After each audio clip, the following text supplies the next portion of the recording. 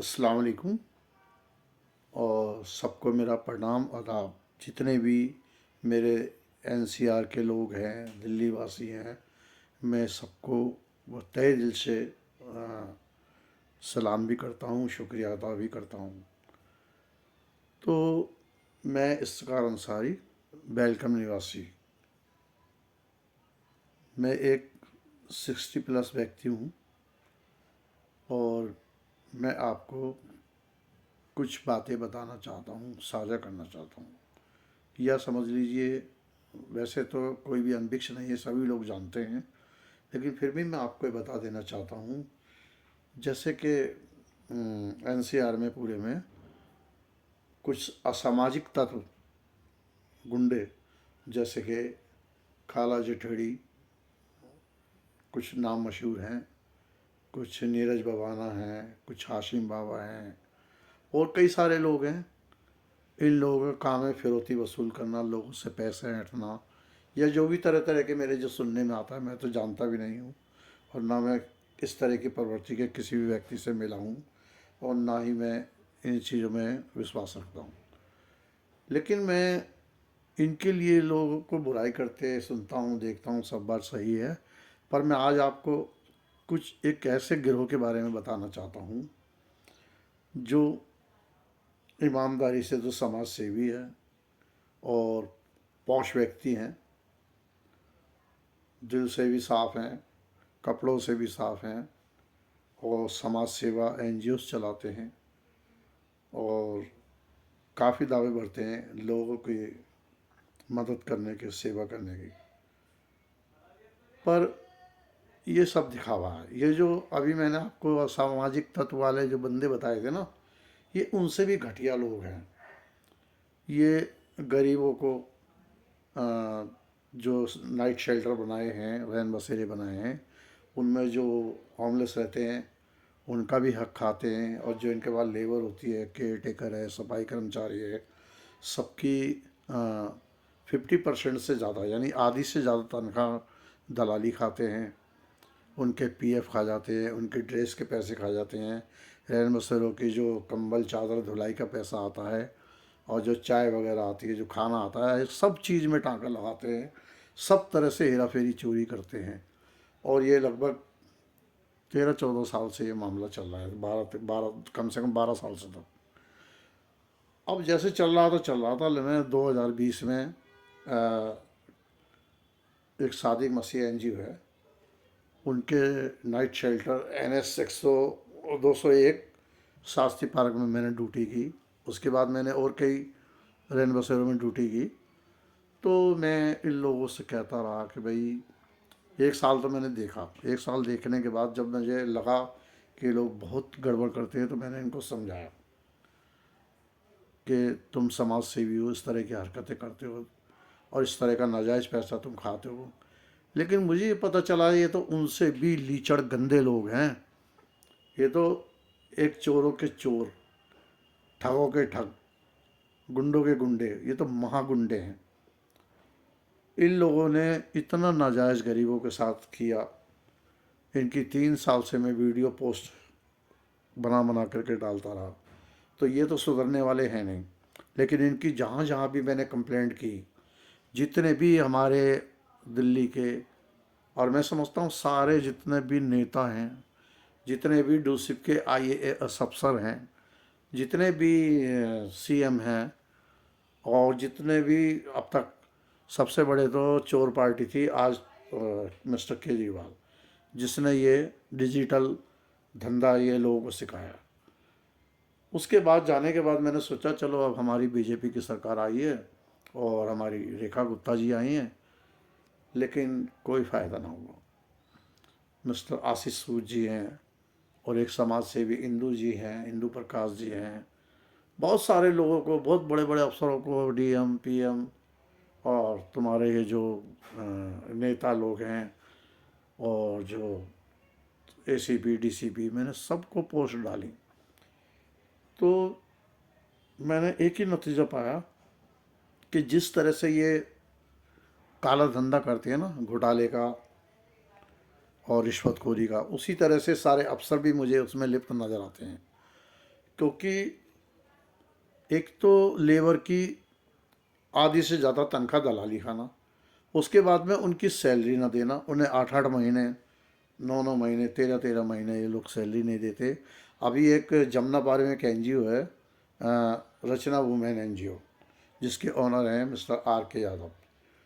8 महीने से पैसा नहीं दिया किसी भी लेबर को, और कुछ भी कह लो, वो इतना बड़ा ढीठ आदमी है, लेकिन वो किसी को पैसे देने को राजी नहीं होता है और बदतमीजियाँ करता है और धमकी देता है। अपने आप को डिप्टी कमिश्नर बताता है। सरकारी नौकरी करने के बाद में एक तरफ तो सरकारी नौकरी कर रहा है, एक तरफ एनजीओस चला रहा है, और वाराणसी में जो सारा लूट का पैसा इकट्ठा करके बनारस में स्कूल बनवा रहा है। तो इनके ऊपर कोई शिकंजा नहीं कसा जाता। लेबर को तो सिर्फ मरना है, गरीब आदमी को दबाते रहते हैं, उनका खून चूसते रहते हैं। गरीब कितना भी चिल्ला ले, जिस अफसर के पास जाओ तो ये पता ये चलता है कि उसने कोई सुनवाई नहीं की, क्योंकि जो ये रिश्वत का जो पैसा जिस जिसके पास जाता है ना, तकरीबन सभी के पास जाता है, वो लोग कोई कार्रवाई नहीं कर पाते। मैं तो 3 साल से आवाज़ उठाते उठाते अभी कुछ दिन बैठ गया था, लेकिन मेरे किसी एक साथी ने मुझे बताया कि 13 महीने से पैसे नहीं दिए जा रहे हैं और हम लोग इकट्ठा होके कुछ अनशन करेंगे, कुछ करेंगे। तो मैंने उनको समझाया, आप लोग कुछ नहीं कर सकते, आप अंसारी की तरह नहीं हो। आप जो है ना दुम दबा के ड्यूटी करते रहो, आपको कुछ नहीं मिलना और ना आप कुछ कर सकते। क्योंकि मैंने जितना इनके खिलाफ़ वीडियो डाली, इनके खिलाफ़ कार्रवाई की, एक मिस्टर अनिल हैं, उन्होंने तो इनके सब खिलाफ़ बहुत कार्रवाई की। पर मैं समझता हूँ, देखो, आप किसके पास कोई जालिम की शिकायत लेके जाएंगे तो वहाँ बड़ा जालिम बैठा है, वो कैसे सुनेगा। आप एक चोर की शिकायत लेकर जाएंगे तो वहाँ महाचोर बैठा है, वो किस तरह कार्रवाई करेगा। आप एक रिश्वतबाज के मसले को लेकर जाएंगे तो वहाँ तो बड़े बड़े रिश्वतखोर बैठे हैं, वो तो सोचते और अच्छा है, मुर्गी आ गई, अब ये शिकायत लेकर आया तो हमें चढ़ावा चढ़ाएगा। और ये तो कहते हैं कि हम तो गठरी बांध बांध करके रिश्वत चढ़ाते हैं, हमारा आज तक ना कोई बिगाड़ सका है ना कोई बिगाड़ सकेगा। तो मैं ज़्यादा कुछ ना कहते हुए सिर्फ इतनी बात बता देना चाहता हूँ कि ये कैसा ज़माना आ गया कि जो भी बंदा मिलता है, अरे कानून के जो रक्षक बैठे हैं, जो अफसर्स बैठे हैं, जो न्याय करने वाले हैं, यहाँ तक कि जजों तक को खरीद लिया जाता है। और जो सीएम वगैरह होते हैं, नेता होते हैं, और दूसरे के आईएएस अफसर, सारे के सारे सब बेईमान हैं, सब चोर हैं। तो ऐसा नज़र आता है हमाम में सब नंगे। किसकी शिकायत करें, किससे शिकायत करें। अरे इनकी तो बात छोड़िए, मैं तो उस खुदा और ईश्वर को भी इसमें लिप्त समझता हूँ, क्योंकि वो कभी गरीब की सुनता ही नहीं। जो जितना बड़ा पाप करता है, जितना बड़ा गुनाह करता है, उतना ही नोट कमाता है। और जितना गरीब जो सच्चाई की आवाज़ उठाता है, वो बिल्कुल गरीब होता चला जाता है। यहाँ तक कि उन लोगों को जेलें भी कराई जाती है, उन लोगों को मारा भी जाता है, उनके खिलाफ़ कुछ भी कहा जाता है, उनको जब मर्जी उठा करके बंद भी कर दिया जाता है। पर ये इस तरह की हरकतें कब तक चलेंगी। ये मेरे भारत देश में इस तरह की गंदगी कब से आ गई। ये मेरे देश के लोग, हिंदुस्तान जो सोने की चिड़िया है, जिसकी सच्चाई का डंका पूरी दुनिया में बसता है, जहाँ पर सबसे ज़्यादा देवी देवता, सबसे ज़्यादा पीर फकीर हैं, जो सच्चा देश है, जहाँ पर तीनों मौसम भी मिलते हैं।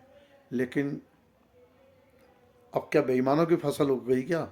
इंसान जितने सब बेईमान हो गए क्या? इस बात का जवाब किसी के पास है तो मुझे बताएं, क्योंकि मैं तो इतना जानता हूँ कि इस तरह के लोग ये हरकत कर रहे हैं। एक एनजीओ नहीं है, एक एक एनजीओ में 50-50 वर्कर हैं, और कम से कम 55-56 एनजीओ हैं, 203 या ऐसे कुछ रैन बसेरे भी हैं, और बड़ा मोटा धंधा चल रहा है। मैं तो लोगों को और बल्कि सलाह भी दूंगा कि इंडस्ट्री ना लगाई जाए, कोई बिजनेस ना खोला जाए।